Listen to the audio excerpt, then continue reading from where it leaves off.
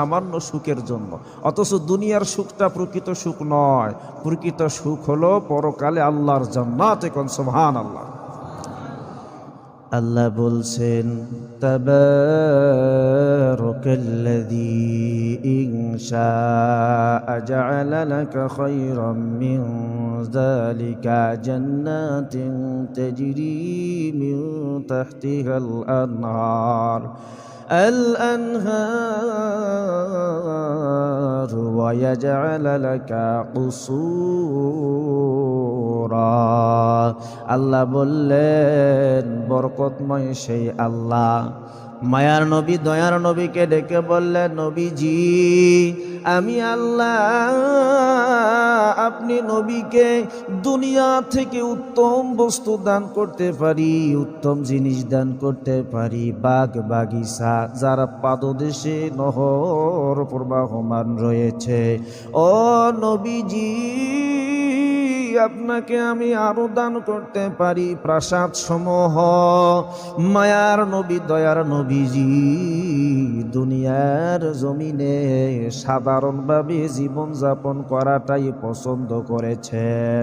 এইদিকে মক্কার কাফেরেরা আল্লাহর নবীজিকে ডেকে বললেন, হে মুহাম্মদ, তুমি যদি আল্লাহর নবী হও, তুমি যদি আল্লাহর প্রেরিত সত্য পয়গম্বর হও, তাহলে তোমারে আল্লাহ কেন ধনী বানাইল না? তাহলে আল্লাহ কেন তোমাকে সম্পদ দিয়া ধনী বানাই নাই? অথচ আমার আল্লাহর কাছে নবীজিকে ধনী বানানোটা মোটেই কোনো কঠিন ব্যাপার ছিল না। আমাদের নবীর পূর্বে একজন নবী ছিলেন, পয়গম্বর ছিলেন, যিনাকে আল্লাহ পাক নজিরবিহীন সম্পদ দান করেছেন। সুবহানাল্লাহ। কোন পৃথিবীর মধ্যে আজ পর্যন্ত এমন সম্পদওয়ালা ধনী ব্যক্তি কিয়ামত পর্যন্ত হবে না। একজন পয়গম্বরকে গোটা পৃথিবীর আল্লাহ পাক রাজত্ব দান করেছিলেন। বলেন তো পয়গম্বরের নাম?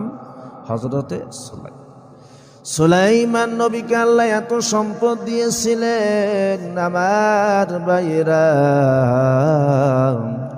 নবী সুলাইমান একবার আল্লাহকে ডেকে বললেন, রব্বুল আলামিন এত সম্পদ আপনি আমারে দান করছেন, এই সম্পদ থেকে আপনার যতগুলি মাখলুকাত আছে, যত সৃষ্টি জীব আছে, সমস্ত মাখলুকাত সমস্ত সৃষ্টিজীবকে আমি সুলাইমান যদি 6 মাস খানা খাওয়াই, আমার কোনো সম্পদ কমে যাবে না।